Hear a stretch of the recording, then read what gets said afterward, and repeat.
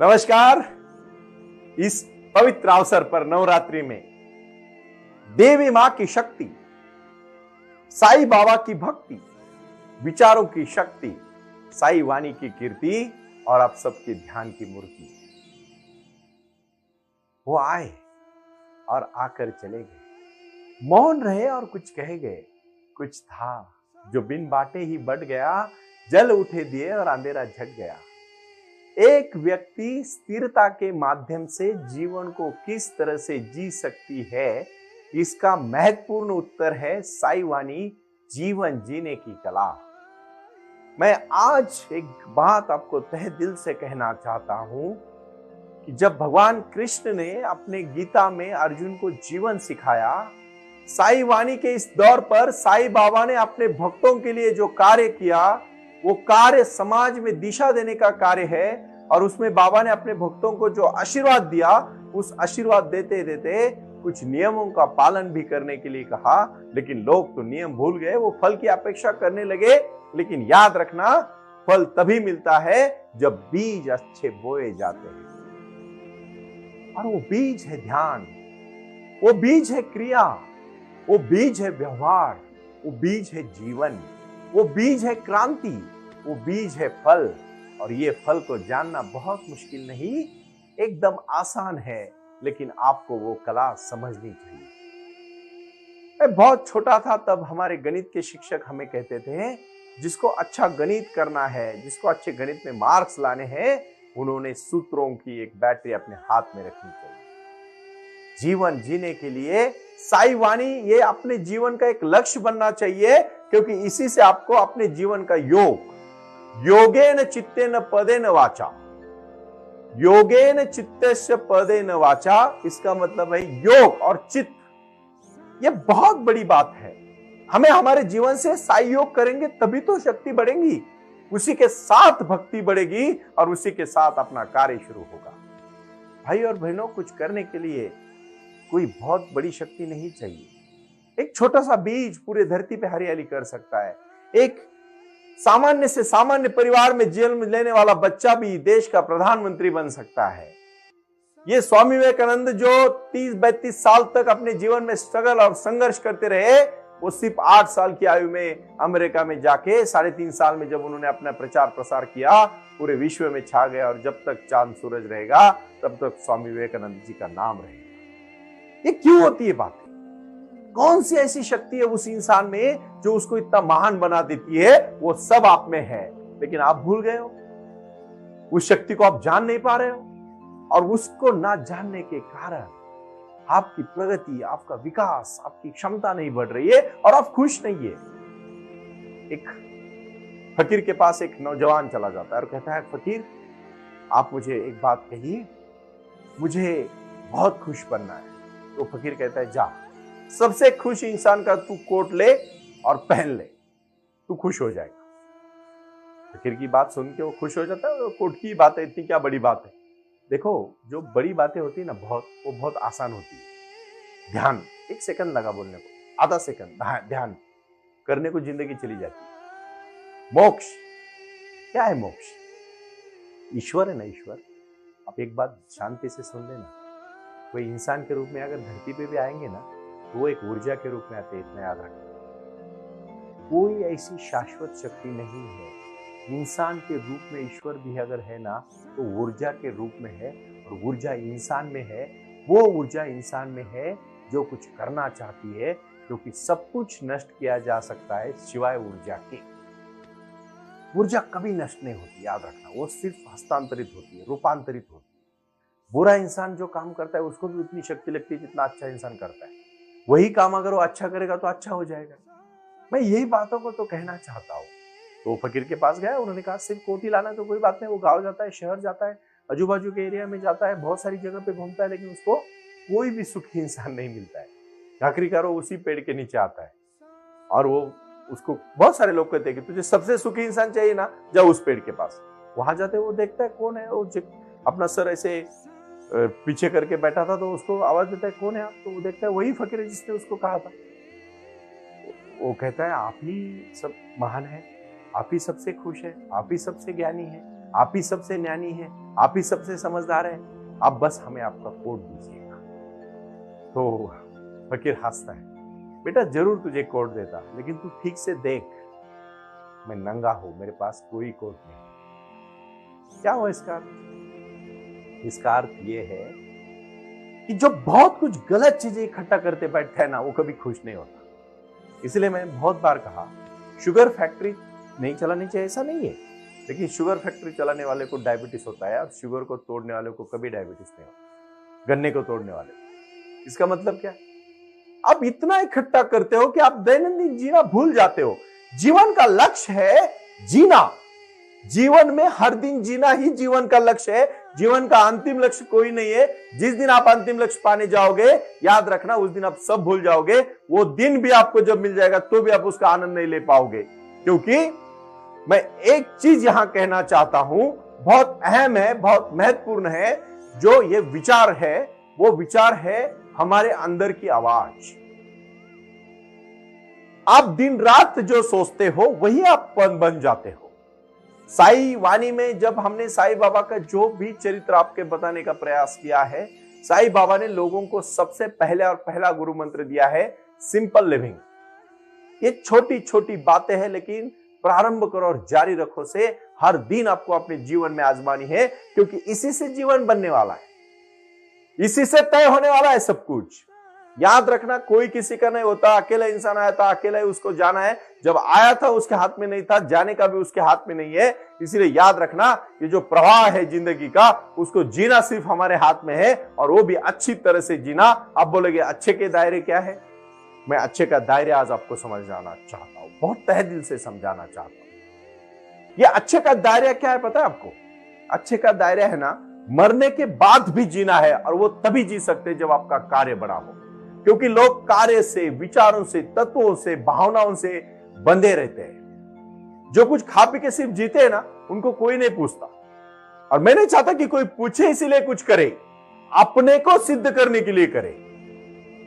खुद के ऊपर भरोसा है ना, किसी दूसरे के ऊपर भरोसा रखने की जरूरत ही नहीं पड़ेगी आपको, ऑटोमेटिकली भरोसा आ जाएगा। जो मन चिंती वही वैरी बिना चिंती। हमारा दुश्मन भी कभी भी हमारे बारे में इतना बुरा नहीं सोचता उतना हमारा खुद का मन सोचता है, याद रखना। और जो भी मैं बोल रहा हूं, ये सब होता है मेडिटेशन में बैठने के समय। मेरा बोलना सिर्फ एक चीज के लिए कि आप लोग आए और मेडिटेशन करें, आप लोग साई वाणी से जुड़े और साई क्रिया करें, साई ध्यान करें और मेडिटेशन करें। सब आपके प्रश्न आपके पास है, उत्तर आपके पास है, कहीं बाहर जाने की जरूरत नहीं है। भाई और बहनों, जोश और विश्वास के साथ मैं आज कह रहा हूं, इतनी क्षमता भरी भावनाओं के साथ जब मैं आपके सामने प्रकट होता हूं, इस विषय को लेकर होता हूं, तो मेरी एक ही भावना होती है, एक ही उद्देश्य होता है कि आप कुछ अपने जीवन में करें। लेकिन करने से पहले अपने जैसे एक अच्छा जमींदार, अच्छा खेती करने वाला इंसान, एक फार्मर, एक किसान जब अपनी खेती में कुछ धान डालता है तो उसके पहले सब उसके ऊपर तन निकाल देता है। उसी प्रकार अपने अच्छे कार्य के लिए अपने शरीर को, मन को, विचारों को, बुद्धि को पहले पवित्र बनाना पड़ेगा। और यह पवित्र बनाई हुई बुद्धि ही आपको आगे लेके जाएगी, वरना आप कहीं नहीं पहुंचोगे। अगर पहुंचोगे भी तो गलत मार्ग से जाओगे, कोई फायदा नहीं है। कोई चंद खुशी से के लिए मत करो, ऐसी शाश्वत खुशी अगर चाहते हो तो ध्यान को आपको जुड़ना पड़ेगा। सिवाय ध्यान के जिंदगी में कुछ भी नहीं है। अंतिम लक्ष्य होना चाहिए, वो जिस दिन मिल जाएगा बाकी सब चीजें ऑटोमेटिकली मिल जाएगी। क्योंकि ऐसा कहा जाता है, पानी में अगर कुछ जीव जंतु है खराब तो उसको उबालने से निकल जाते हैं। जब पानी उबला जाता है तो खराब पानी होने के सवाल ही नहीं आता। जिंदगी में जब ध्यानी इंसान बन जाता है तो वो ज्ञानी बनता है, चारित्र्यवान बनता है, सहनशील बनता है, कृतिशील बनता है, कर्तृत्ववान बनता है, प्यारा बनता है। माँ बाप से लेकर आज कभी कभी वृद्धाश्रम में जाने का समय जब कभी जाते हैं ऐसे ही, तो आंखें रोने लगती है।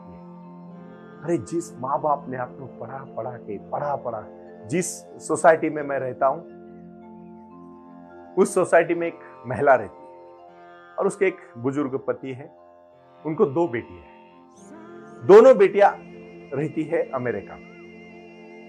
उनको पढ़ाया, लिखाया, बड़ा किया। दोनों अमेरिका चली गई, उनके परिवार वहां बस गए। अभी वो बूढ़े हैं, 75 और 80 एज है उनका। उन्होंने वो घर छोड़ के अभी दूसरे सोसाइटी में फ्लैट वाली बिल्डिंग में रहने गए। 2-3 दिन पहले वो सामान निकाल रहे थे। मैंने उनको जाके थोड़ी मदद की, मेरे कुछ लोगों ने मदद की। मैंने उसको पूछा, अपने बेटी को बहुत अच्छा पढ़ाया। उन्होंने आंखों में आंसू डाल के कहा, हाँ बेटा बहुत अच्छा पढ़ाया। लेकिन वो अंकल बोले, क्या फायदा, आज इस उम्र में अगर वो हमारे सहारा नहीं है, साथ नहीं है, तो क्या फायदा। मुझे उस पिता की नजर में सबसे ज्यादा दुख दिखा।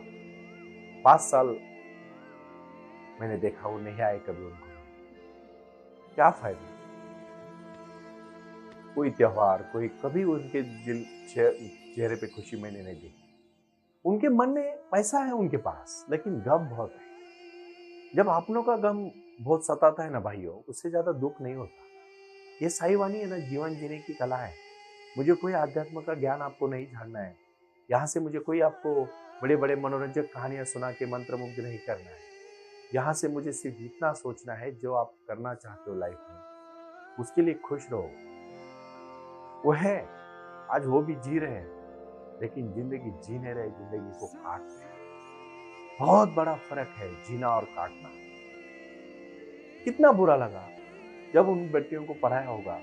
कुछ सपने तो रखे होंगे ना उन्होंने थोड़े बहुत अपने मन में, कि कम से कम हर दिन तो नहीं, लेकिन कभी कभार आके तो पूछे कि मेरी माँ कैसी है, मेरे पिताजी कैसे है। 4 खाने की चीजें उनको दे, उनके बारे में उनकी सेहत का ख्याल करे। भले उनके पास पैसे होंगे तो भी प्यार से उनको कुछ चीजें ला के दे। 1 साल में उनको घर लेके जाए। चलो अमेरिका में अच्छी बात है तो आप उनको लेके जाओ वहाँ, कोई फर्क नहीं पड़ता। वो एडवांस लोग हैं, अभी अपना गाँव छोड़ के यहाँ के रह रहे, तो क्यों नहीं वहाँ रहेंगे। वो बहुत सारे लोग मैंने देखा सिटी में रहने वाले। नहीं, मेरे माँ बाप है ना, गाँव में रहना पसंद करते हैं, उनको सिटी। अरे तेरी बीवी नहीं रखने देती उनको, ये सच्चाई क्यों नहीं बता रहा है तू। सच्चाई से मुखर होने वाले लोगों को मैं आज एक बात कहना चाहता हूं, कितना भी पूजा पाठ करो, अगर आप अपने माँ बाप की सेवा नहीं कर रहे हो, आपको कोई भगवान प्रसन्न नहीं होगा। क्योंकि भगवान भी ऊपर से देखेगा कि इसकी औकात क्या है। ये भावना है, ये भूमिका है, ये जुड़ी हुई भूमिका है अपने मन से। जैसे फकीर ने कहा कि एक खुश इंसान का कोट लेके आ भाई, उसको कोई खुश इंसान नहीं मिला, और जो खुश इंसान मिला उसके पास कोट नहीं, और जिसके पास कोट है वो खुश नहीं।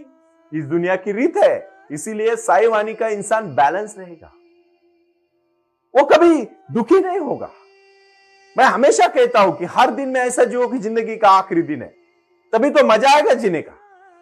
आप ज्यादा डिपेंड हो जाते हो ना तो दुखी हो जाते हो। इसका मतलब है आप अपना कितना उन्होंने सैक्रिफाइस किया होगा अपने बच्चों के लिए। खासकर मैं ज्वलंत उदाहरण इसलिए देना चाहता हूं, मैं नाम इसलिए नहीं लेना चाहता, किसी को शायद बुरा लगे, लेकिन ये सच्चाई है। आप अपने आजू बाजू में देखो, मैंने मेरी सोसाइटी की कहानी बताई, आप अपने सोसाइटी का कहानी देखो। भाई और बहनों, मैं गलत नहीं बोल रहा हूं। बस मुझे एक बात का दुख है कि आप इस बात को जानते नहीं, क्योंकि कभी कभी आप भी उस उम्र में जाने वाले हो, उस पड़ाव में जाने वाले हो। उस समय में आप कितने, अगर आपको सही जिंदगी का एम मिला तो आप कभी दुखी नहीं हो गए। आ गए तो खुश, नहीं आ गए तो और खुश। बट उस लेवल को पहुंचने के लिए आध्यात्मिक तौर पर ध्यान धारणा की साधना बहुत जरूरी है, फिर रिग्रेट नहीं करोगे। मेरा साई वाणी का कोई भी भक्त, मेरे साई वाणी का साई बाबा का follower, not mine, I am just a mediator.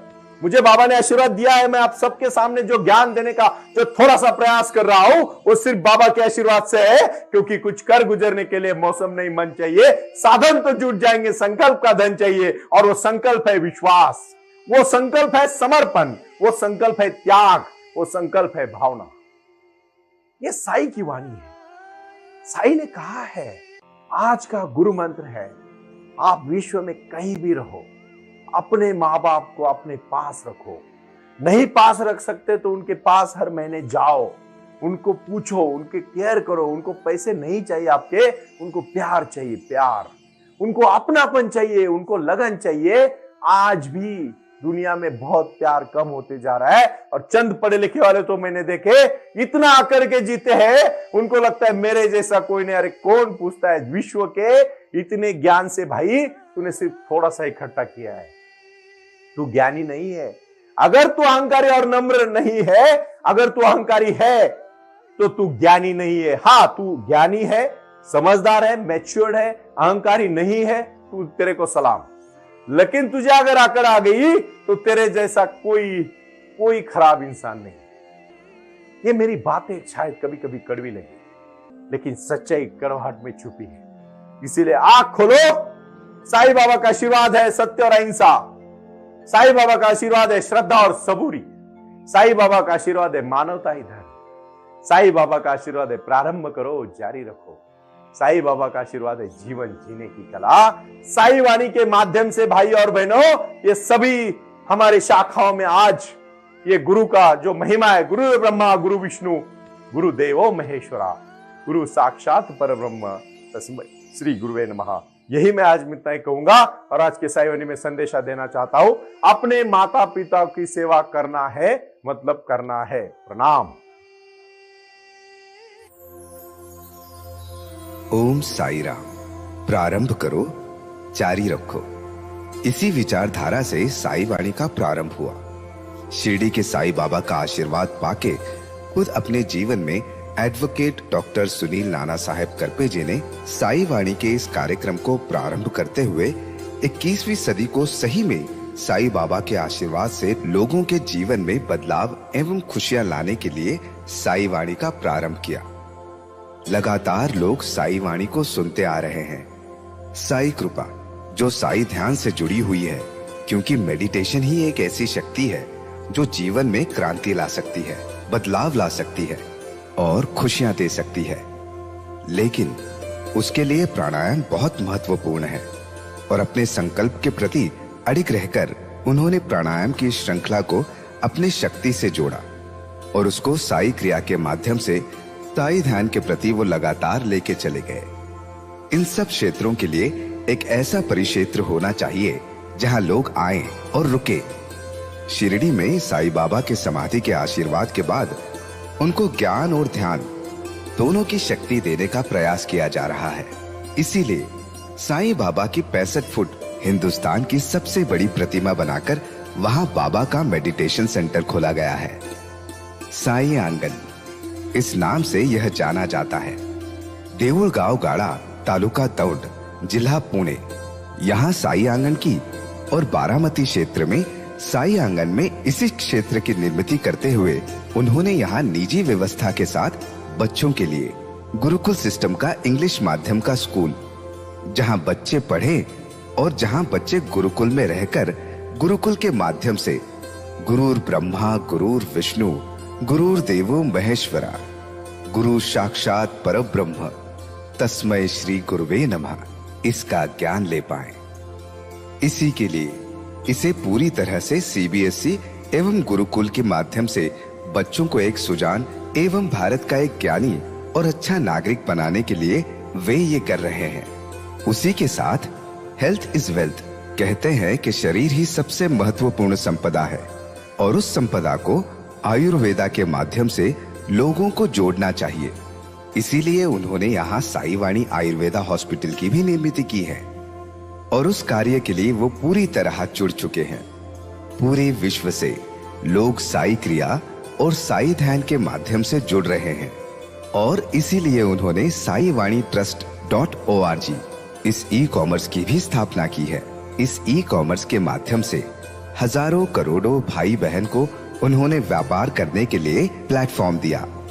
उनकी कला, उनकी क्षमता, उनका ज्ञान लोगों तक पहुंचाने के लिए साई वाणी trust.org बहुत बड़े लेवल पर महत्वपूर्ण प्रयास कर रहा है। इसीलिए यहाँ आए। ये बाबा की नगरी है। यहाँ बाबा का विज्ञान, बाबा का आशीर्वाद एडवोकेट डॉक्टर सुनील नाना साहेब करपे जी के साथ लोगों तक पहुंच रहा है। हमसे जुड़े रहने के लिए आज ही साई वाणी के ऑफिशियल यूट्यूब चैनल को सब्सक्राइब करें या अधिक जानकारी के लिए संपर्क करें 9604050607।